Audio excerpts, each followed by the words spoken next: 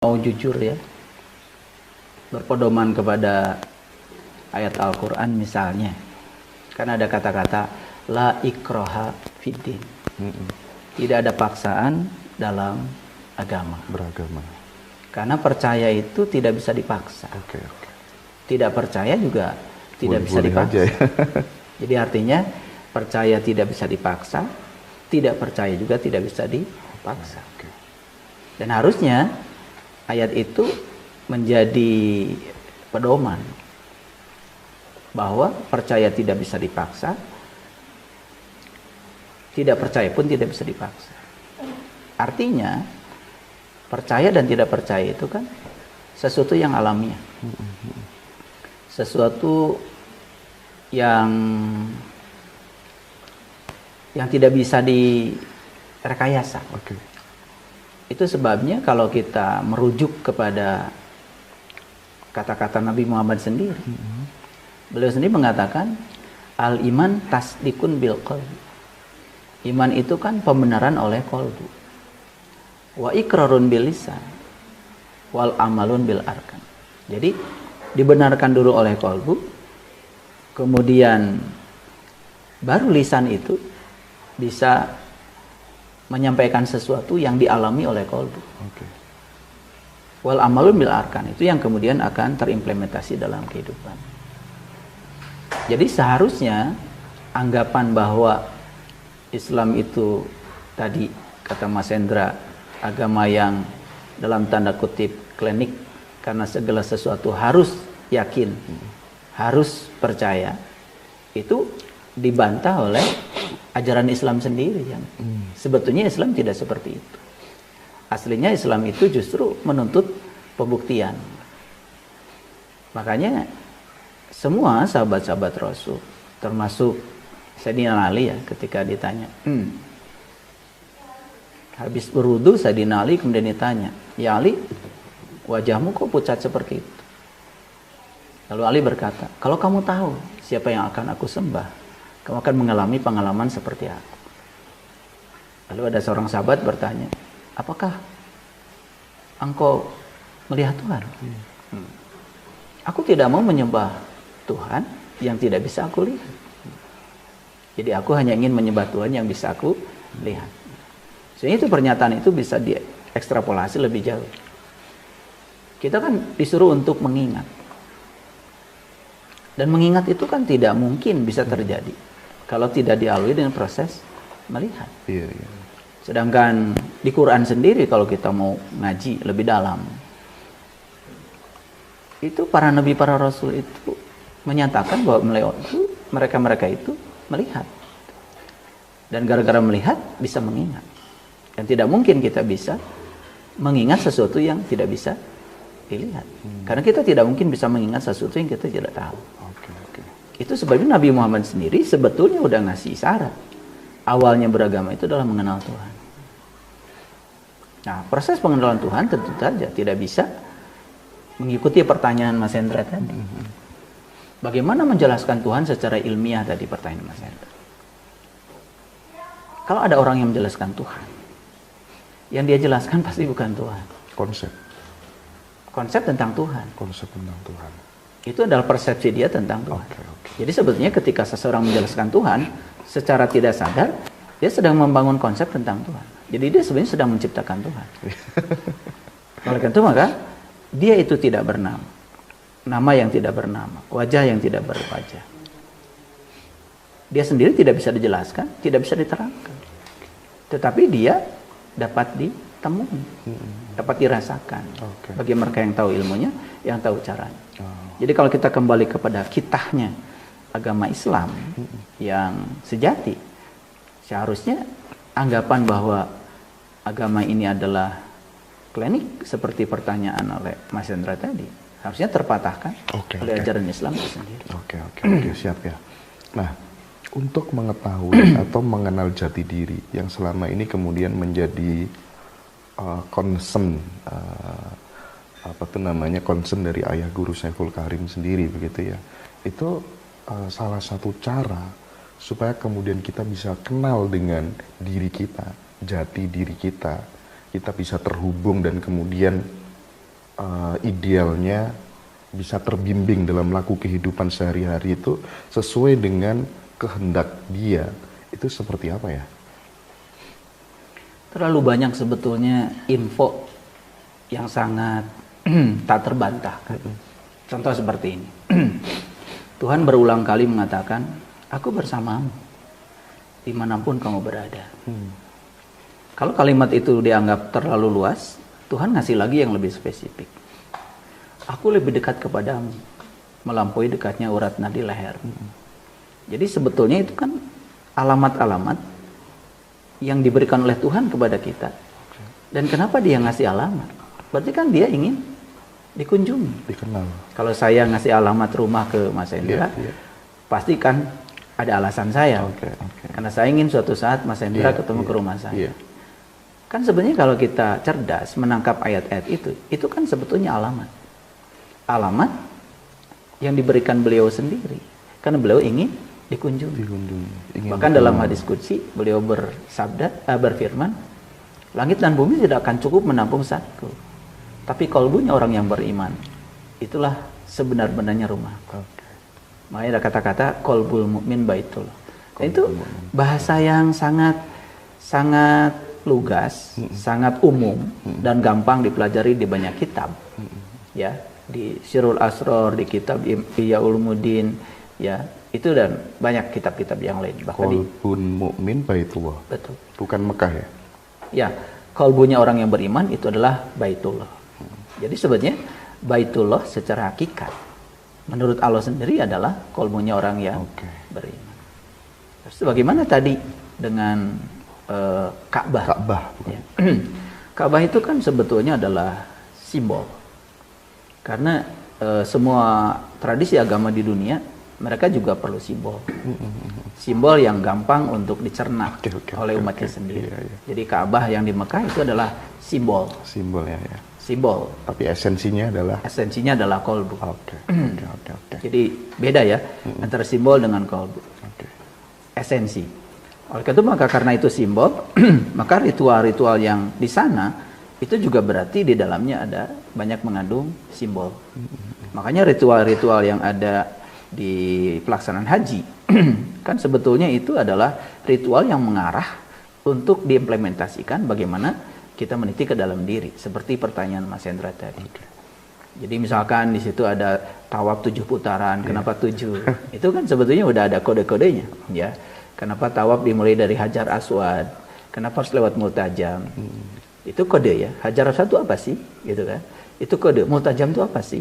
Kemudian ada pintu Ka'bah, ada Makom Ibrahim, ada Hijr Ismail, ada Rukun Yamani. Kenapa 7 putaran? Itu semua adalah kode-kode. Ada makna filosofisnya. Nah, itu sebabnya haji yang sebenarnya kan sebenarnya perjalanan untuk berkunjung ke rumah Tuhan. Maka Tuhan sendiri dalam Al-Quran mengatakan, "Falyabudu rabb hadzal bait." Jangan sembah rumahnya, sembah yang punya rumah. Maka Tuhan udah ngasih alamat kan. Makanya semua tradisi agama sepakat bahwa tubuh manusia ini kan disebut kitab suci tertua yang ditulis Tuhan dengan tangannya sendiri. Jadi bagus kalau kita pergi ke Mekah, pergi ke Ka'bah, kemudian menafakuri semua simbol-simbol yang di sana. Bagus ya? Bagus. Karena dengan begitu seseorang akan bisa menangkap simbol-simbol itu. Karena tidak mungkin para leluhur kita ya meninggalkan sesuatu tanpa pesan. Iya. Nah, menjadi sangat berbahaya ketika tidak bisa menangkap simbol-simbol itu dan menganggap ritual itu selesai. Sehingga cuma di situ saja kemudian tidak ada tadi implementasi. Iya. Dengan simbol itu kan harapannya ketika kemudian level kesadaran seseorang meningkatkan, dia bisa berpikir ini maksudnya apa sih? Betul. Nah, betul. Itu tujuannya itu. Sehingga ketemu esensinya. Oh ini. Betul. Jadi simbol ini kan banyak ya. Di semua tradisi ada simbol. Contoh misalkan seperti di Jawa Barat terkenal ada kerajaan Pasundan, rajanya Eyang Prabu Sriwang. Itu juga syarat dengan simbol. Ada simbol maung. Maung itu sebenarnya bahasa Sunda. Manusa unggul. Maung. Ya, yang kemudian orang kan menyebutnya maung gitu. Iya. Padahal sebenarnya maunya dibacanya maung. Oh, Manusia unggul. manusia unggul. Nah, manusia unggul itu diberi ciri. Kalau dalam bahasa Sunda, nulung kanu butuh. Berarti harus menjadi seorang profesional. Supaya bisa menolong orang yang butuh. Butuh layanan perbankan, layanan pendidikan, layanan keamanan, layanan kesehatan. Berarti harus jadi seorang profesional. Nalang kanu susah. Berarti menolong yang susah. Iya. Jadi ketika seseorang sudah menemukan personal genius zone-nya, sehingga dia menemukan berkah semesta dalam dirinya, dan dia mungkin berkelimpahan, tidak selesai. Tugas selanjutnya harus nalang kanu susah, menolong orang yang susah. Nah, hudangkeun kanu sare, membangun orang yang tertidur, nyaangan kanu poekeun, menerangi orang yang kegelapan. Nepak kanu poho, mengingatkan orang yang lupa jati dirinya, lupa tempat asalnya, lupa jalan pulang dia. Nanti kanu keung, membebaskan orang yang takut, cemas. Karena penyakit manusia itu tidak keluar dari 6 itu. 6 itu. Makanya kita ini harus menjadi orang yang paripurna. Makanya kan kalau kami di tanah Pasundan ada namanya kujang. Kujang ya. Yang kemudian dianggap sebagai senjata. Padahal itu juga simbol. Kujang itu kan sebetulnya artinya kukuh kana janji. Kukuh karena janji. Iya, kukuh karena janji itu artinya kita harus memegang teguh komitmen. Janji. Nah, bahasa Arabnya kan janji itu multazam. Oh. Jadi sebetulnya ada korelasi sebetulnya. Iya. Makanya kalau kita belajar semua tradisi keyakinan bisa dipertemukan sebenarnya ya. Itu justru kita akan bisa melihat titik persamaannya.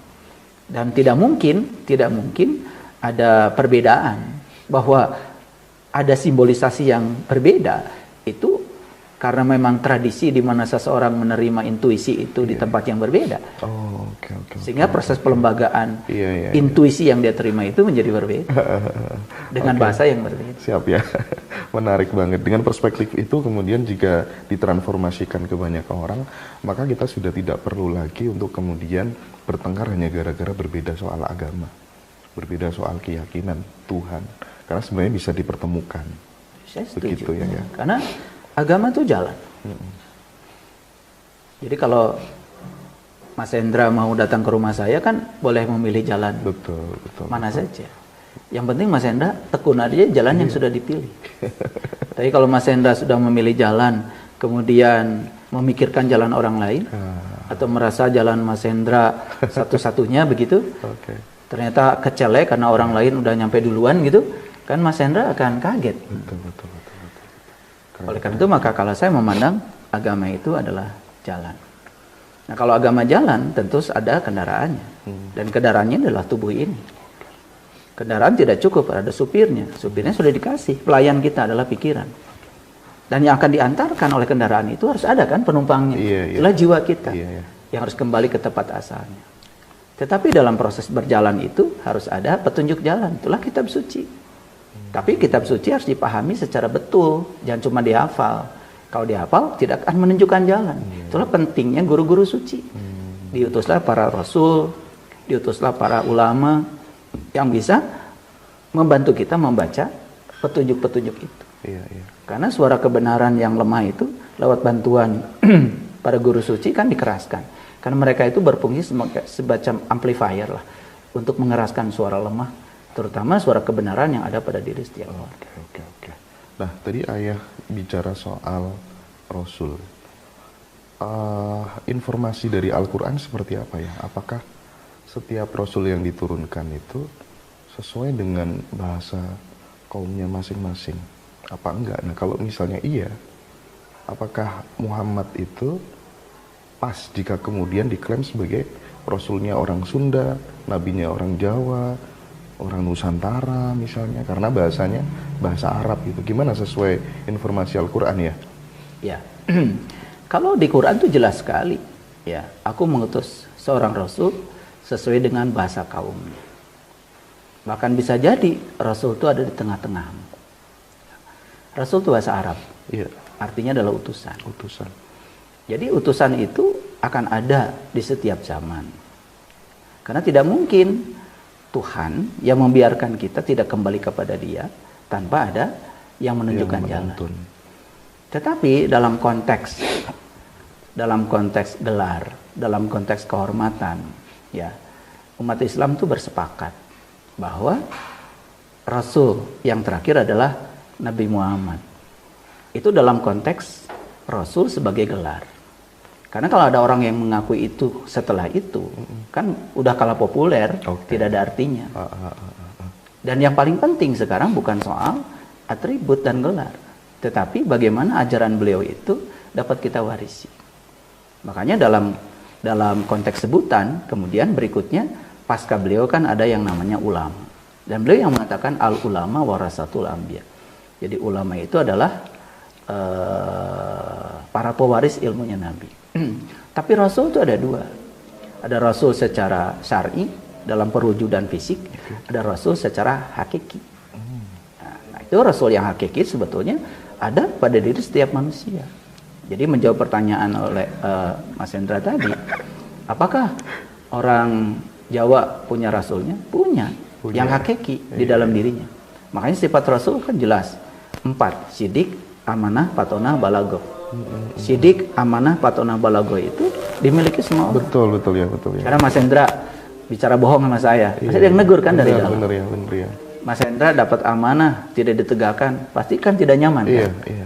Mas Hendra melakukan tindakan bodoh, pasti kan melakukan aduh bodoh saya gitu. Karena sebetulnya Rasulullah yang sejati itu ada pada setiap orang. Nah, terus apa fungsinya Rasulullah yang syar'i ini?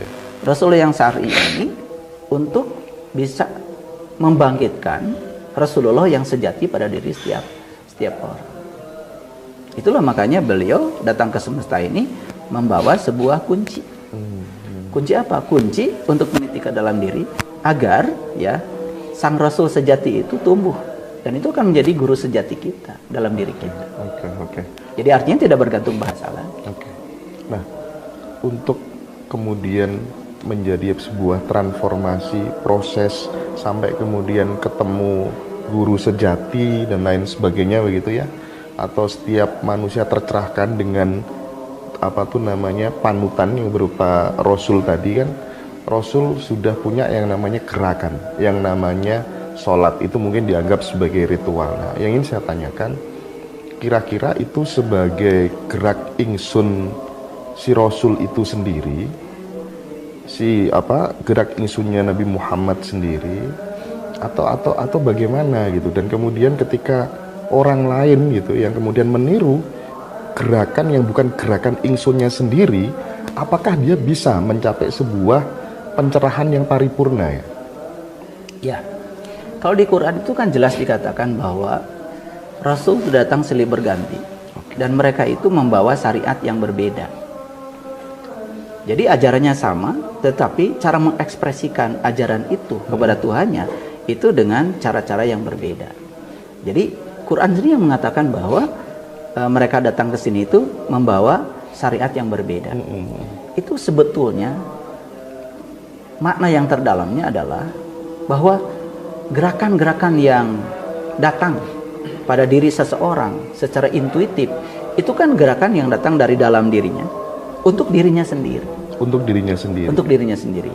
Tapi bahwa orang-orang melihat ketika orang itu melakukan gerakan itu kok akhlaknya jadi bagus, sosialisasi dan masyarakat jadi bagus, ya kan? Jadi lebih santun, lebih bijaksana, gampang menerima kenyataan hidup. Nah, lalu orang biasanya cenderung menduplikasi. Oh, kok melakukan gerakan itu bagus ya, gitu. Lalu orang kemudian ikut melakukan gerakan itu. Bahwa setelah mengikuti gerakan itu hasilnya berbeda, kan jelas ya, berbeda. Kan? Mohon maaf, mungkin Mas Hendra bisa lihat fakta lah. Banyak orang yang melakukan gerakan itu kan masih menebarkan fitnah, menegarkan kebencian, masih menyerang orang lain yang berbeda, masih menghalalkan darah orang lain. Itu yang narapidana itu ya, ketika di hadapan hakim itu sambil pegang tasbih ya. Ya, sama seperti itu. Jadi artinya kan dia melakukan gerakan yang sama, tetapi karena gerakan itu bukan dari ingsun, bukan dari sejati dirinya, bukanlah haula wala quwata yang menjelma dalam dirinya. Seperti itu. Itu sebabnya gerakan-gerakan itu nggak masalah kita meniru, tetapi kita harus memberikan energi pada setiap gerakan itu. Gimana caranya? Tentu saja saat kita melakukan gerakan itu, maka ada sesuatu di level batin kita yang harus menselaraskan dengan gerakan itu. Dan menurut pengalaman saya, kalau kita sudah ketemu ilmunya itu baru gerakan itu bisa mencegah seseorang dari perbuatan keji dan munkar. Sesuai esensi daripada sholat itu sendiri. Sholat itu instrumen, bukan tujuan. Karena jelas di Quran dikatakan, aqimis sholat, inna sholat tanha 'anil fahsya'i wal munkar. Jadi karena sholat ini instrumen untuk mencegah seseorang dari perbuatan keji dan munkar. Jadi bahwa seseorang setelah melakukan gerakan itu masih melakukan itu, kan sebetulnya ada inkoherensi. Iya, ada inkoherensi, benar. Nah, seperti yang Ayah terangkan tadi ya, seperti simbol-simbol yang ada di Mekah tadi. Begitu pula dengan gerakan sholat, mulai dari kemudian berdiri, ada ruko, ada sujud, ada duduk dan lain sebagainya. Itu kalau kemudian dikaji lebih dalam ya, masing-masing gerakan itu ada makna filosofis apa mungkin yang kemudian itu bisa diterapkan dalam output sosial kita dalam kehidupan bermasyarakat. Ya, itu luas sekali, Mas. Jadi gerakan itu pertama yang saya teliti ya, pertama secara medis itu bisa menimbulkan efek kesehatan secara fisik. Contoh yang sederhana lah, kalau kita sedang sujud, asal betul sujudnya ya. Ketika sujud itu semua beban dari tubuh kita ada di tangan kita, bukan di sini, maka kita akan terhindar dari ini kemudian menjadi rusak atau misal hitam misalnya, karena semua beban di sini. Saat sujud seperti itu, jantung kita akan memompa darah lebih kuat, sehingga pembuluh darah kecil di otak kita tidak sekedar mengandalkan gravitasi bumi untuk dialiri oleh darah untuk membawa oksigen ke seluruh pembuluh darah, tetapi dia juga dipaksa oleh jantung karena jantung memompa, sehingga ada tekanan yang lebih besar untuk mengalirkan darah ke seluruh pembuluh darah yang kecil, sehingga orang akan terjaga dari stroke, itu aspek medis. Yang kedua, aspek hakikatnya, Nabi Muhammad yang mengatakan as-sholatu mi'rajul mu'minin. Jadi dalam gerakan sholat itu ada tata cara, ada kode yang diberikan oleh semesta lewat Nabi Muhammad untuk meniti ke dalam diri. Nah, itu nyambung dengan pertanyaan Mas Hendra tadi. Kalau kita sudah menemukan kode itu dan kita bisa menemukan jati diri kita yang sesungguhnya, maka gerakan-gerakan sholat tadi itu menjadi koheren dengan itu. Jadi setiap gerakan itu jadi berenergi dan berkesadaran. Nah, yang jadi masalah ini kan orang melakukan gerakan-gerakan itu hanya ingin pahala, ya itu ingin surga, takut neraka. Jelas kan itu sudah bertentangan dengan konsep ikhlas. Sedangkan Allah sendiri mengatakan tidak menerima ibadahnya orang yang tidak ikhlas. Jadi ikhlas itu kan artinya kita melakukan itu dengan senang, karena yang kita lakukan itu memberikan dampak secara langsung pada diri kita.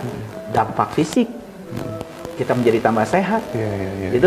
Dampak batinnya kita menjadi tenang, menjadi tentram. Karena apa? Sesuai dengan kata-kata Allah dalam Al-Quran, aqimis sholat li-dzikri, dirikanlah sholat untuk mengingat aku. Sedangkan Allah sendiri mengatakan fazkurullah dzikran katsir, ingatlah Allah dengan ingatan yang sebanyak-banyaknya. Jadi sholat secara syar'i itu mengukuhkan untuk selalu bisa ingat kepada Dia. Dan kapan kita bisa ingat pada Dia? Kalau sudah kenal Dia. Kembali lagi, harus kenal jati diri lagi. Awaludin bil ma'rifatillah. Awaludin ma'rifatullah ta'ala wa rasul. Awalnya agama mengenal dulu. Mengenal dulu. Karena Nabi Muhammad juga tidak sholat dulu. Betul. Isra Mi'raj dulu. Dan kita sudah sepakat bahwa sholat dimulai setelah beliau Isra Mi'raj. Jadi artinya kan beliau tidak sholat dari kecil.